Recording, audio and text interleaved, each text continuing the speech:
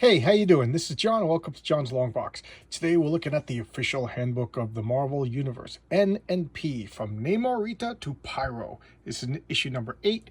This was $1, and this came out in 1983. Seems people are liking the series, so I'm enjoying it too. It's bringing back a lot of memories. So as usual, I like to see if I could test myself. I just took it out of the bag. I haven't looked at this in God knows how many years, so I want to see if I could name everybody on the cover. So little I'll keep it whether I mess it up or not. So we got Luke Cage, Power Man. That's easy. We got Orca in the background. We got Kurt Ogden, Nightcrawler. Everybody likes it. The Purple Man. What's his name? Kilgore or something like that, right? Yeah, something like that. And then North Star. There's Namorita. That's Nova. Was that the Living Pharaoh from the previous issue? And remember, these are all interconnected. They form a poster. We got that Nightshade, Deadly Nightshade, and that's Daniel Moonstar. Right? Why is she an N&P? Does she have an N name? All right. She's one of the New Mutants. Daniel Moonstar, right? Is that her name? All right. Well, we'll find. And somebody's shooting across here. Let's see. Okay, who's shooting? Oh, Nick Fury. Nick Fury. You see, even when it's not his comic, he's shooting and killing. Surprised he has clothes on. He's always taking his shirt off. So that's why Nick Fury. So that Nick Fury. There we got Pyro. Oh, here's Juggernaut's feet over here. Nightmare. I love that guy. That's the original Ghost Rider. Now they call him Phantom Rider. That's Nightshade. Oh. So this is Necra. That's Necra. This is Nightshade. The Puppet Master. Nitro. Paladin. The Punisher. Who is that? I don't know who that is. The Unicorn? Is that the... No, that wouldn't be in this issue. I don't know who that is.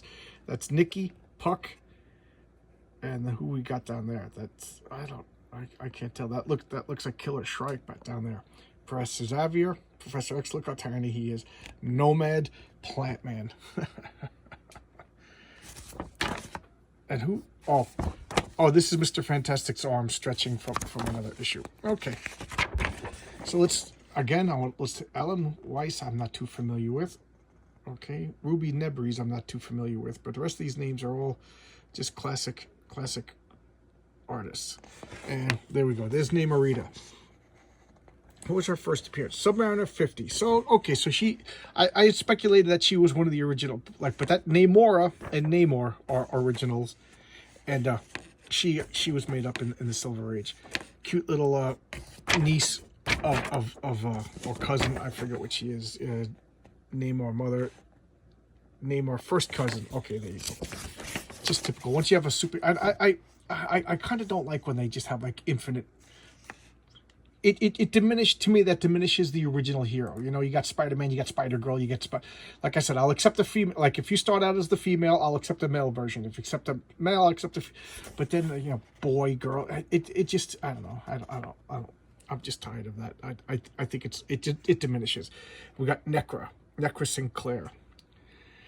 Where did she first appear? Shanna the She-Devil, number 4. Okay, so far I'm batting 100, or batting 1,000 rather, with the first appearances. I have them in my collection.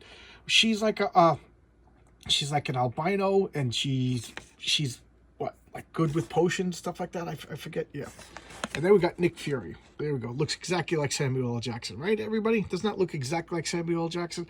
And what was his first? Sergeant Fury and the Howling Commandos. Anybody know what year that was? I definitely do not have that. I think that's before my comic book collecting time.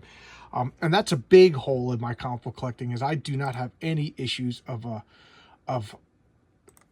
Nick Fury and the Howling Commandos. I need to start working on that. But anyway, as I said, I showcased a few of his comics, and Nick Fury was kind of like a B-list character until, like, I don't know, the 80s or maybe 90s, but he's James Bond. He's James Bond who runs an agency. He fought in World War II. He got shot in the eye with, what was it, the last bullet fired on the last day of World War II hit him in the eye, and supposedly the bullet's like lodged near his brain, and the pain is always putting him in a foul mood. You know, it wasn't a freaking cat. It was a cool, manly wound, you know. And then he got the zero formula that extends his life, and he's always running around. He'll like jump out a window, land on a bomb, use his mask to move the bomb, jump off at the last second, blow up the building, land in a woman's bedroom, seduce the woman. You know, he's the coolest guy in the world. Samuel L. Jackson, I love Samuel L. Jackson, but he's always in a chair. He talks loud. He's got a loud voice. His voice has a lot of presence, but, you know, he's not running around blowing stuff up, and, you know, he's sitting in a chair telling other people to do stuff, and that's why I don't like him. I thought it was a poor choice. I mean, the guy's, what, 70-something years old? They should have had a younger guy be Nick Fury. And here we have Nightcrawler. Everybody loves Nightcrawler. Look at that classic costume. To me, it's a crime against comic books to change that costume. That is an iconic costume. And iconic is a word, I for some reason, that word just bothers me. But it means what it means. Like, once everybody in the world, like, who knows comic books, they think of Nightcrawler, they think of this costume. That means it's iconic. You know, it shouldn't be changed. It reached this point like Spider-Man's costume or Superman's S, you know, or the Batman symbol. You don't tweak with them now. They're set in stone. They become part of our culture, and that this costume is like that. Don't change the Dave Cockrum designed X-Men costumes. Do not change it, but they do. And Nightmare, I love this. This was the original Doctor Strange villain. You know, so cool. He rules the realm of dreams, and what's he feed on, like the psychic fear and stuff like that of people, something like that. Yeah, just such a great villain. And the original Ghost Rider, but they changed it to Knight Rider. Oh, I thought they changed it to Phantom Rider. What do I know? So Knight Rider 1, Ghost Rider first. I got that. Knight Rider 2, and Western Gunfighter 7. Knight Rider, Ghost Rider. Okay, so different people took up the name, and originally he was just a Carter Slade, right? Oh, this is the new one, Hamilton Slade, but the original one was Carter Slade, and he was like a school teacher, and he saw that the town was being bullied by these people who they were dressing up like Indians and forcing people off their property. So he got wounded, and he learned about this like phosphorescent dust, and he coated his costume with it so it looks like he's glowing. And then the inside of his cape is like jet black, so he will use the cape to cover himself so it looks like he's disappearing, appearing to create the illusion that he was a ghost. The original one didn't have any supernatural powers. He was just a gunfighter who used the element of surprise. There you go. And Nightshade, she's the one that she developed poison, stuff like that. I think she actually has like a poisonous touch. Captain America 164, I have that. Cool character, very underutilized. Very cool though. Nikki, one of the Guardians of the Galaxy. She's not one of the original ones, but she showed up shortly after Marvel Presents #4, so I got her first appearance also.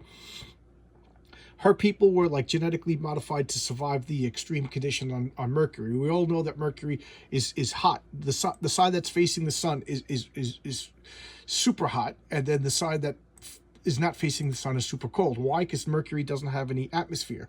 So as soon as it's not direct sunlight, it cools down. So that's what her people do. And of course, she's super agile because you got to play up with the mythological name of Mercury.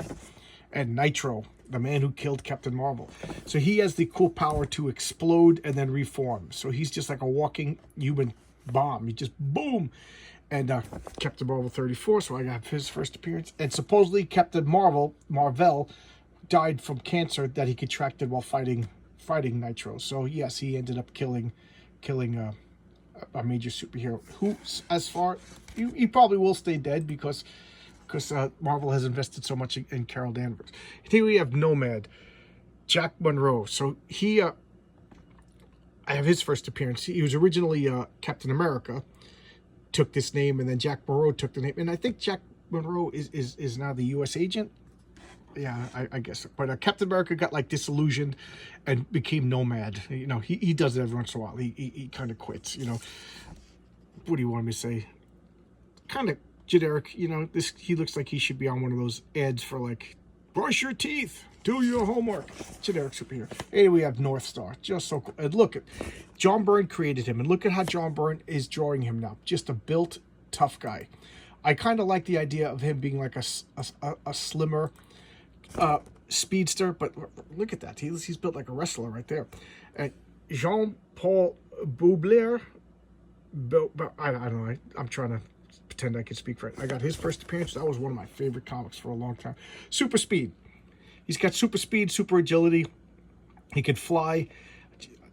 Which makes you pretty tough. And then when him and his sister like touch and concentrate, they could explode with like this light that just like, envelops everything, makes everybody blind. Pretty specific power. I don't know. I always thought it was like a feedback loop or something like that. Just a cool character. I remember when John Byrne originally made him, he hinted that he was gay, but he never came out and said it till a while later, and nobody cared because that was what John Byrne created. No, he didn't get twisted around. It wasn't like messing with continuity. If you could see the artwork and the expression, stuff like that, whenever John Byrne would talk about his past. So you do it. But at the time, I guess comics couldn't really deal with that. So this is Marvel's first gay superhero. And, this was, geez, they don't have the year, but I'm going to say this is 83 already. So what, 82, 81, 79 around there. And the world didn't end. Nobody cared. People accepted it. He's a fan favorite. People still love the character, and there you go. So what my comics need diversity. They've always been diverse. That just means that you didn't read comic books until it got cool. But there we got Nova, Frankie Ray. I talked about her in a Fantastic Four comic before. She was one of Johnny Storm's original girlfriends. Fantastic Four 164. Oh, I always thought she appeared earlier than that. So I got her first appearance also. And then as Herald of Galactus in 244. And Johnny Storm's always fallen in love with the drop of a hat and breaking up at the drop of a hat, and girls come and go. He's a player or whatever. But I don't really think so. I think Johnny Storm is very emotional. So I think he falls in love. He's not just, I think he's very sensitive. So I think when he's in love, he's in love. When he's mad, he's mad. So I don't think he's a player. A player to me is somebody who just love him and leave him. But anyway, long story short, she became the Herald of Galactus, and her stepfather was a. That's going to drive me nuts. The guy who created Phineas T. Horton, the guy who created the original Human Torch. And through neglect or whatever, she got bathed in these chemicals and turned her into a female Human Torch. And then later she pledged her loyalty to Galactus. I don't know what's going on with her. Does anybody know what's going on with her? I haven't seen her in comics in a really long time, and I know Galactus has new heralds, so I got to find out what's going on with her. There we go. There's Odin. I love Odin. Journey into Mystery 85. I got that. So here we go. First, Odin, Thor's father. As I said a million times, I'm a Greek mythology freak. I'm a Norse mythology freak. I think I've been reading Greek and Norse mythology, if not at the same time, then even slightly before I was reading comics. I've always loved Odin. He is my favorite of all the mythological characters.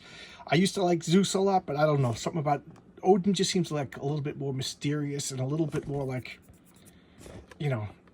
little more mischief. The fact that him and Loki go out and do stuff together. The mythological Odin is not a goody or anything. I don't know. I just really like him. What else can you say? And we got the Olympians.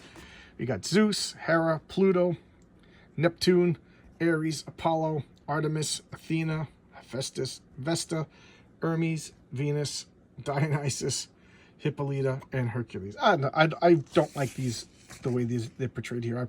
I picture much more cooler in my mind. But what do you want me to say? I'm not an artist. And then we got Orca. Where's his first appearance? Submariner 23. Yes, I got that also. And I don't know. When you see that guy coming, he's big, he's strong, but I don't know, kind of goofy looking. I don't know. He's tough though. The Overmind.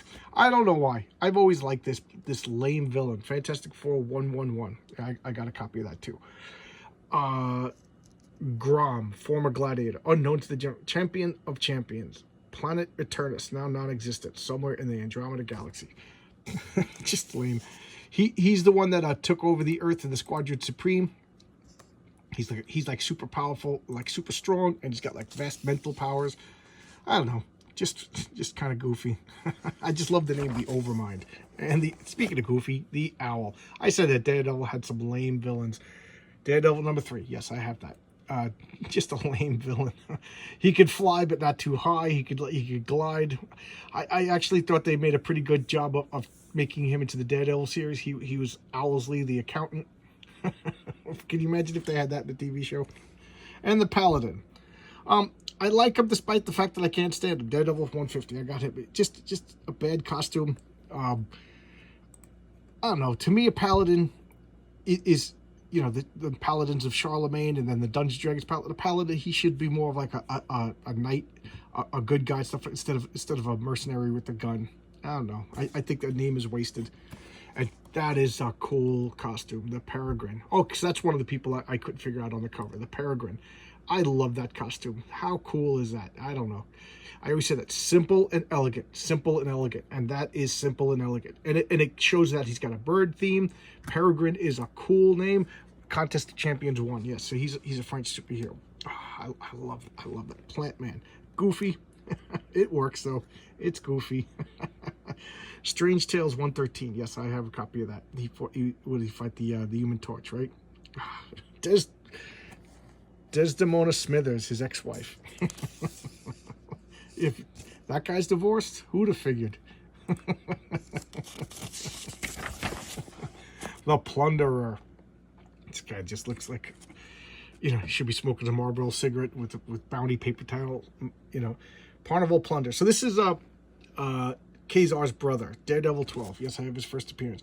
He's like the evil brother who wants to go to the Savage Land and rip off all the vibranium. You know, I think he was like, Kazar inherited his father's wealth, and then Kazar, I think, like gave it away to charity, and he was just like, what? I wanted it. So he's like kind of pissed off. Oh well, you know. Pluto, God of Death. Look at that silly helmet. Was his first appearance. Thor 127. Yes, I have a copy of that. And what do you want me to say? I just think that's a poor interpretation of him, but I love the mythological Pluto. This doesn't do him justice. Polaris. What a wonderfully bad costume, but it's awesome. She looks like a sorceress. She looks like a D&D character. And Lorna Dane, her legal name since her adoption, her given name. So is she known relatives? Neither the names are okay, revealed. So she's an X-Men reserve member, X-Men 49. I got a copy of that. And for a while, like, she was supposed to be the daughter of Magneto, but then she wasn't that, and I don't know what's going on. Is she the daughter of Magneto? She's been plagued with a series of bad costumes. You know, and she's got natural green hair, for those of you who wonder. Not much else to say other than that she's been romantically linked with Havoc for a long time. Are they still a couple? I don't know. Hey, we got Power Man. Everybody forgets that that's Luke Cage's name. His real name is unknown. No, his real name was like Lucas something. I don't know. Hero for Hire. Yeah, I have a copy of that. I got a full set, and you know, I've always liked this character. He's got charisma. He's cool, and I just think Marvel's kind of doing him wrong lately. Like right now, he's just like he's supposed to be scary. When Luke Cage is coming after you, you're pissed. You know this guy is going to beat the crap out of you. You know, he's like a tough guy with the heart of gold kind of thing, but emphasis on the tough guy. You know, and now he's just like, yeah, I'm gonna stay home. I'm gonna. You know, I'm gonna take care of the baby. You know, I'm married now, and I'm cool. I'm collect. I know people mature, and I know when you're a father, you're different. But I don't know. It would be nice to just see Luke Cage just go and beat the crap out of people like he used to. Professor Power. There's the other guy. I didn't know who it was. What's his name? Anthony Power. Marvel Team Up 117. I have it, and I have no recollection. So nothing to talk about. I got nothing to say. Professor X, Charles Xavier, X-Men #1. Yeah, I have a copy of that also. I don't like Professor X. I never liked Professor X. I found him to be creepy, manipulative, and hypocritical. So what do you want me to say? I do think he's a great character. I think like when they tried to kill him off the X-Men, they realized they made a mistake. They brought him back. I don't know. I think Marvel doesn't know what to do with him anymore.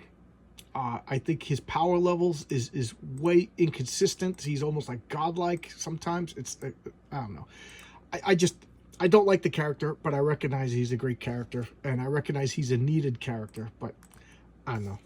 I just, for the most part, the X-Men to me have always been like their worst enemies. You know, nobody treats us nice. Nobody does it, and then they they'll mess with the police.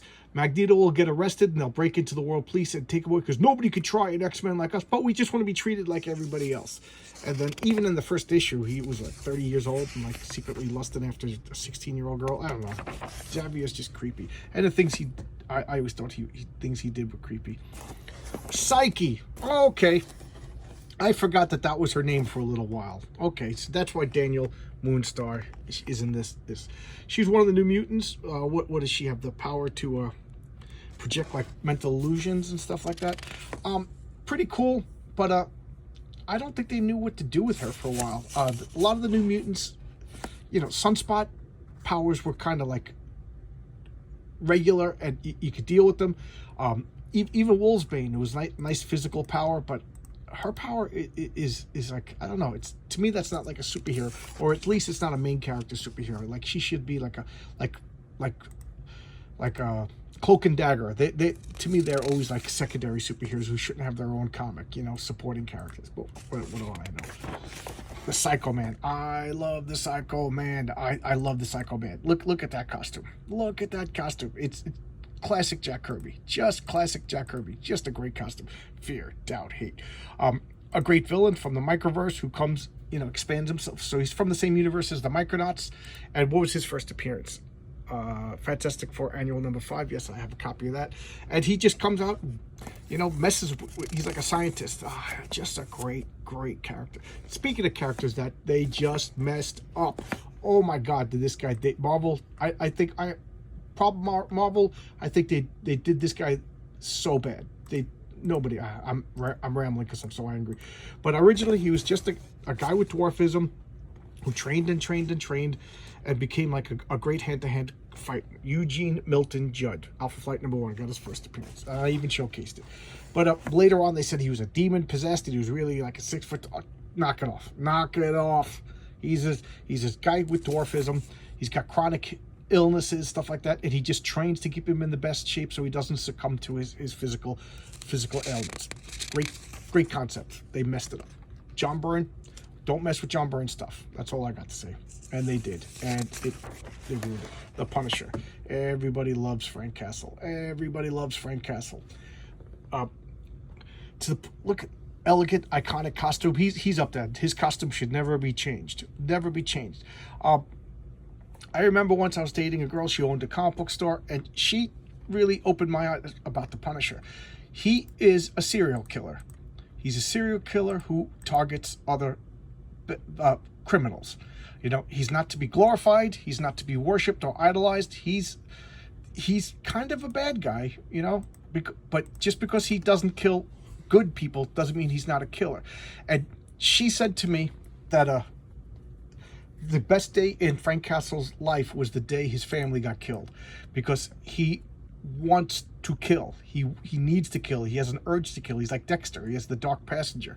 And when his family got killed, it freed him to do what he wants. But he could act all self-righteous and be like, my family was killed. Meanwhile, he was miserable. And they did a good job portraying him in the Daredevil show, but I always thought, like, if I was to write the Punisher, I would have him not as a jerk, not mean, not abusive, but he would be like a kind of a distant father, because his heart's not in it. He's going through the motions. He's a good soldier. After the war, he comes home, he gets married, he has kids, he does his job, and he would do everything for them, but he's not going to be like, come here, kids, give me a hug. He's a little bit of resentment always. And then when his family was killed, he's like, oh, finally, I could do what I want. That's the way I think of the Punisher. And here we have one of the creepiest villains of all time, the Puppet Master. That's Alicia Master's stepfather. Alicia Masters being the Thing's long-term girlfriend. And he has this radioactive clay that he found in Wundagore Mountain, where the High Evolutionary does his work. Which I'm still surprised that's not in the Marvel MCU movies, because it's Wundagore Mountain and the High Evolutionary and all that stuff.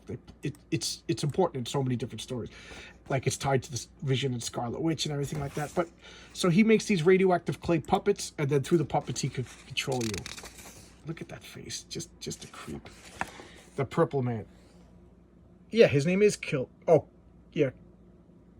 Kilgrave. Oh, Kilgrave. I said Kilgore. Zebediah Kilgore. The Purple Man. He's got...